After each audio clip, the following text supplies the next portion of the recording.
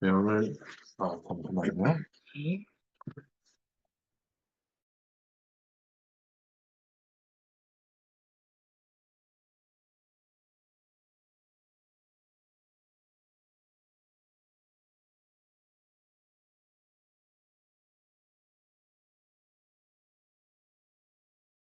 일들이 오늘 벌어진 현장이죠. 어, 소경이 치유되는 그런 현장입니다. 오늘 이렇게 말씀을 듣다가, 또 나중에라도 영상으로 말씀을 듣다가, 병든 분들, 또 심각한 어려움 속에 있는 분들이 치유받는 그런 축복의 날이 되기를 바랍니다.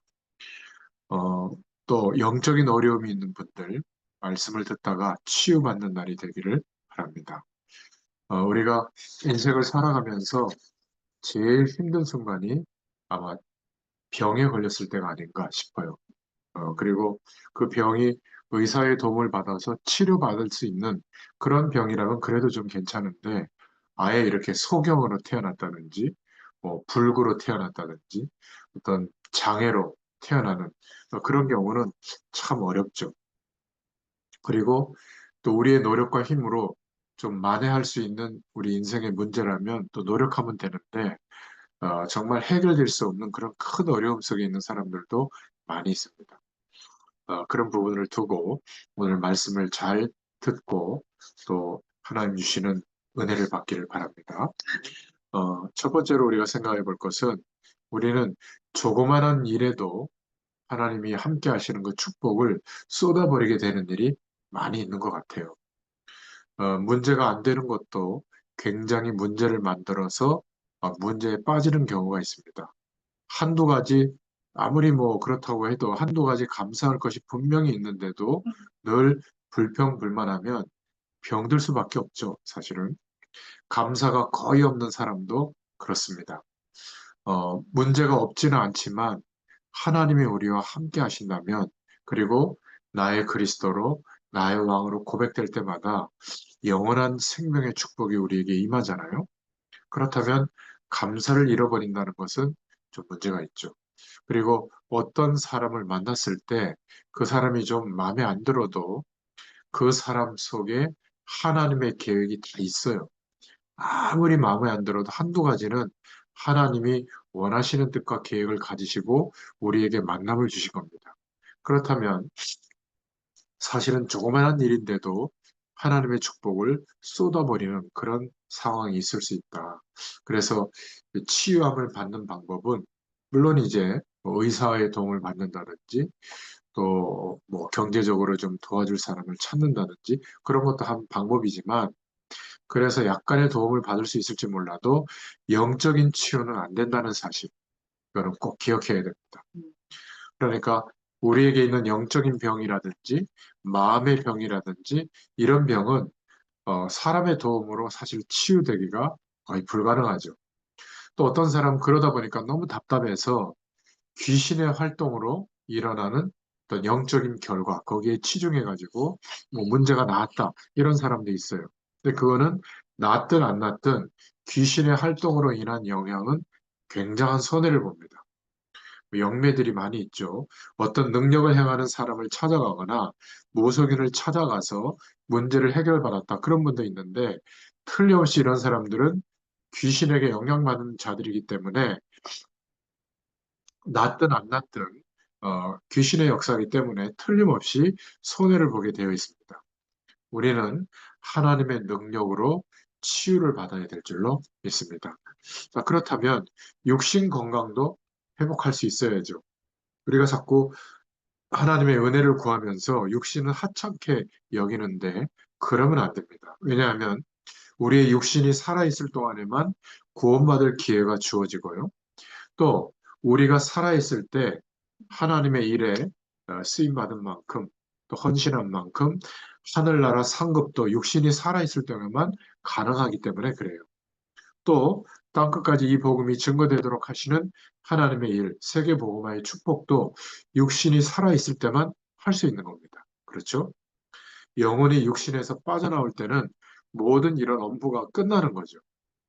그래서 육신적으로 또 너무 자주 아픈 사람은 영적으로도 힘이 들어요. 사실은 아무리 안 그러려고 해도.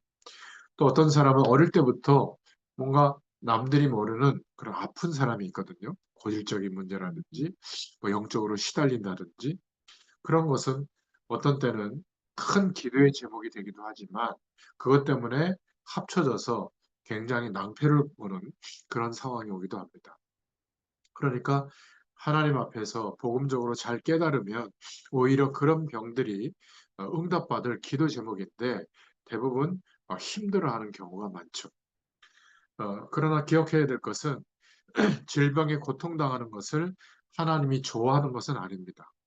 성경에는 예수님께서 병든 자를 굉장히 고치시고 또 그 병든 자들에게 관심을 많이 갖고 계셨죠.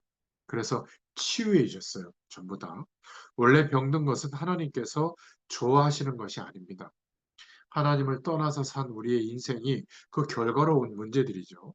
그래서 우선 건강을 회복하려면 복음을 먼저 회복해야 될 줄로 믿습니다. 영적으로 하나님의 자녀가 되어야죠. 젊을 때는 잘 몰라도 하나님을 만나지 못하고 살아가면 살아갈수록 점점 망해지는 코스로 가는 것 같아요. 지금 복음을 회복하지 못하면 날이 갈수록 살아갈수록 돌이킬 수 없는 문제들이 자꾸 옵니다. 그 이유는 물 떠난 물고기처럼 영적 상태가 있기 때문에 그렇죠. 영원한 생명의 축복을 가지고 하나님과 함께하는 하나님의 나라의 배경 속에서 사는 존재인데 그 밖에 있어서 그래요. 복음을 잘 모르면 하나님의 자녀가 됐는데도 제대로 어떤 인생의 길을 가야 될지 모르기 때문에 방황해서 그렇습니다. 그러면 당장 망하는 것은 아니지만 세월이 지나면서 나이가 들면서 망하는 코스로 가게 되는 거예요. 어느 날 돌이킬 수 없는 상태가 되죠. 그래서 우리는 복음을 제대로 회복해야 될 줄로 믿습니다. 복음과 함께 기도하고 사명을 회복하면 육신의 건강도 또 영육 간의 강건함도 회복될 줄로 믿습니다. 자, 그러면 두 번째로 오늘 본문의 소경이 치유된 현장을 한번 살펴보겠습니다. 마태복음 9장 27절에 두 소경이 따라오며 소리질러 가로되 이렇게 말하고 있죠. 눈이 안 보이는데 예수님을 따라온다는 것은 굉장히 힘든 거 아니겠어요? 근데 이 사람들은 끈질기게 예수님을 따라갔기 때문에 치유됐다. 그런 말을 성경이 하려고 하는 게 아니에요. 이들에게는 예수님을 만나면 어떻게 될 것인지에 대한 확신이 있었습니다. 예수님을 계속 따라가는 것이 무엇을 의미하는지를 알고 있었어요. 이게 중요한 거거든요. 이 소경들이 눈이 안 보이는데 예수님을 끝까지 따라왔다는 사실입니다. 뭐 끈기를 강조하는 건 아니지만 비록 소경인데 다른 사람들은 이 사람들을 보고 좀 문제 있다, 뭐 소경이다 이런 취급을 할지 몰라도 이 사람 둘은 뭔가 예수님이 누구신지를 알고 따라온 거예요. 이게 중요한 거거든요. 저는 기도하면서 이제 여러분들을 생각할 때마다 관심을 갖고 있는 부분이 과연 이분들이 영적인 사실과 하나님의 약속을 믿는 믿음으로 예배할까? 또 하나님의 부르심의 이유를 따라 살아가고 있을까? 이런 것을 좀 생각해 볼 때가 있거든요. 사실 우리가 무엇 때문에 예배하고 무엇 때문에 말씀 붙잡고 기도하느냐, 그게 전부 다예요. 하나님의 응답은 그때부터 오는 것인데, 이 두 소경은 정말 예수님이 누구신지를 알았어요. 그리고 예수님이 그리스도시고 그 위대함을 깨달았던 사람이에요. 비록 앞이 보이지 않고 다른 사람이 불구자 취급하고 그랬지만 이 사람들은 예수님에 대해서 누구신지 그 가치를 알 겁니다. 그래서 9장 27절에 소리질러 가로되 이렇게 얘기했죠. 뭐 안 보이니까 소리칠 수밖에 없잖아요. 거리가 측정이 안 되니까. 예수님을 꼭 만나야 되겠다. 그 생각이었던 겁니다. 그저 문제 해결만 받으려고 매달리는 게 아니라 뭐라고 얘기했냐면 소리 질러서 다윗의 자손 예수여 이렇게 부르짖은 거예요. 예수님이 바로 다윗의 자손이다. 구약에 예언되어진 대로 다윗의 자손, 아브라함과 다윗의 자손 예수 그리스도의 계보라. 마태복음 1장에 예수님의 족보의 얘기가 그렇게 시작하잖아요. 왕으로 오실 분이시다. 그것을 약속으로 붙잡고 소리 지른 거예요. 그냥 왕이 아니라 육신도 왕족의 혈통이지만 만왕의 왕으로 오시는 예수님에 대해서 이 두 소경이 알고 부르짖은 겁니다. 이들은 정말 중요한 언약을 붙잡고 있었던 거예요. 그렇게 훌륭하고 똑똑했던 바리새인들, 박사들, 이런 사람들이 알지 못했던 비밀, 다윗의 자손 예수요. 이렇게 소리 지른 겁니다. 이 사람이 언약을 알았다는 말이거든요. 다윗의 자손, 이 말은 보통 말이 아니에요. 복음을 깨달은 내용 중에 굉장히 중요한 거거든요. 대부분 예수님께서 십자가에서 고난당하시고 죽으시고 부활했다. 이것만 생각하는데 사실 예수님은 만왕의 왕으로 오셨죠. 바로 이 부분을 소리 질러서 외친 거예요. 다윗의 자손 예수요. 그러니까 이 두 사람이 끝까지 예수님께 따라왔던 이유가 예수님이 진짜 누구신지를 알았던 겁니다. 그리고 예수님 앞에 왔을 때 고쳐달라고 하지 않고 나를 불쌍히 여기소서, 우리를 불쌍히 여기소서, 그러니까 구원을 요청하는 내용이죠. 그렇죠? 그러니까 예수님이 뭐라고 말씀하시냐면 9장 28절에 능히 내가 이 일을 할 줄 믿느냐? 이렇게 물어보셨어요. 예수께서 집에 들어가시며 소경들이 나오거늘 예수께서 이르시되 내가 능히 이 일 할 줄을 믿느냐? 말하자면 아무도 고치지 못하고 의사가 못 고치는 너의 소경된 것을 내가 고쳐줄 줄을 믿느냐? 그렇게 물으신 거거든요. 그때 대답하되 주여 그러하오이다. 이렇게 대답하죠. 그랬더니 예수님께서 9장 29절에 이에 예수께서 저희 눈을 만지시며 가라사대 너희 믿음대로 되라 하신대. 그러니까 눈이 밝아지게 된 겁니다. 너희 믿음대로 되라. 9장 30절에 그러시고 나서는 아무에게도 이 사실을 말하지 말라고 하신 겁니다. 예수님이 베드로에게도 주는 그리스도시요 살아계신 하나님의 아들이십니다. 이렇게 고백했을 때 축복하시면서 그리스도인 것을 알지 말라고 한 거예요.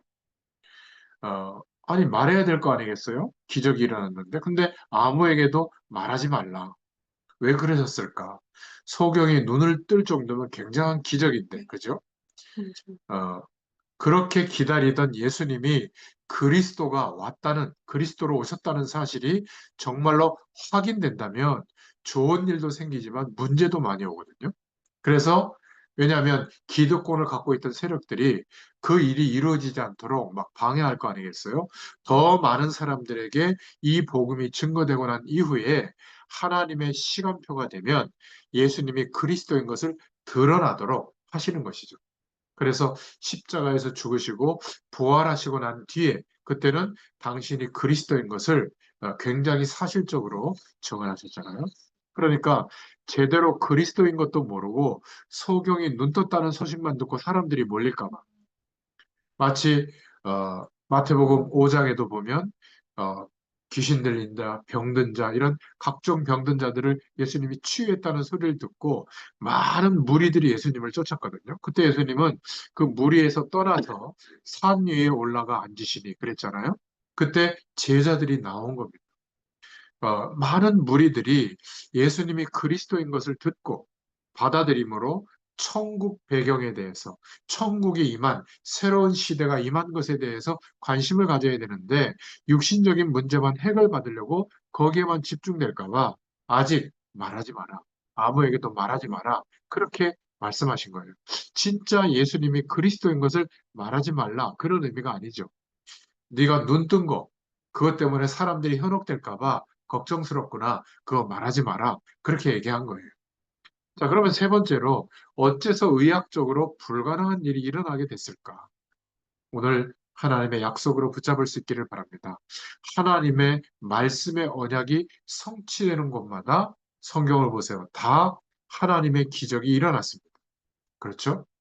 하나님의 언약이 성취되는 그 현장인데 홍해가 가로막혀 있다면 홍해는 갈라지는 거예요. 하나님의 말씀의 약속을 붙잡고 기도하는 우리에게 무능과 연약함이 문제라면 그것은 치유되는 일이에요. 반드시 하나님의 응답이 나타나게 되어 있습니다. 하나님의 언약이 제대로 성취되려고 할 때마다 이것보다 더 큰 기적도 일어났죠. 나라를 없애기도 하시고, 나라를 다시 회복시키기도 하시고, 이런 기적이 일어났죠. 하나님의 언약이 제대로 성취되는 그런 현장마다 어떻게 세상적인 결과만 있겠어요? 하나님의 창조의 능력이 나타나게 된 줄로 믿습니다. 수천 년 동안 예언되어졌던 메시아가 오셨는데 그 예수님을 메시아로 그리스도로 인정하고 있는 소경이 예수님을 만났는데 눈 뜨는 정도겠어요? 영원한 문제, 인생의 문제가 해결받은 줄로 믿습니다. 그렇죠? 멸망받을 수밖에 없는 인간을 멸망받지 않도록 메시아를 보내겠다고 했는데 그분이 사람의 몸을 입고 이스라엘 땅에 오신 거예요. 이스라엘 땅이 중요한 게 아니라 일단 오셔야 된 거예요. 근데 너무 구석진데 오시면 잘 못 찾아가니까 지구의 한 중간쯤 되는데 오신 거예요. 하필이면 이스라엘 땅이죠. 예언된 대로. 이때부터 하나님이 함께 하시는 축복, 교회의 축복이 시작됐고요. 땅 끝까지 복음을 증거할 수 있는 성령의 역사가 시작되어졌죠. 자, 그래서 어떻게 하면, 어떻게 기도하면 나도 치유될 수 있을까? 제일 먼저 기억해야 될 것은 기도할 때 일어나는 영적인 일부터 알고 믿고 기도해야 됩니다. 우리가 기도할 때마다 반드시 하나님의 자녀에게는 성령께서 역사하십니다. 성령이 역사하시는 그 현장에는 자동적으로 흑암 세력은 꺾이게 되고 도망가게 되어 있어요. 그리고 기도할 때 하늘 응답의 문이 열리게 되는 겁니다. 하나님이 역사해 주세요. 그리고 심부름하는 하나님의 사역자들, 주의 천사들이 동원되어집니다. 누가 뭐래도 기도할 때마다 일어나는 영적인 일들이에요. 그렇다면 기도할 수밖에 없죠. 기도할 때 여러 가지 문제도 해결이 되지만 육신의 질병도 그것 때문에 하나님의 축복을 내가 누릴 수가 없다면 하나님은 치유하시는 겁니다. 그렇죠? 성령께서 역사하실 때는 실제로 육신 상태, 우리 육신적인 상태에도 하나님이 역사하시는 일이 같이 일어나게 되어 있어요. 오늘 혹시 병든 분들이 있다면 기도하는 가운데 하나님께서 날 고치실 수 있다. 이런 믿음을 가지고 기도할 수 있기를 바랍니다. 아니, 나는 병자야. 나는 틀렸어. 아, 나는 나이도 많아. 맞아요. 누가 뭐라고 합니까? 근데 그것을 더 중요하게 생각하고 기도한다면 기도하는 의미가 무의미하죠. 하나님은 역사할 수 있다.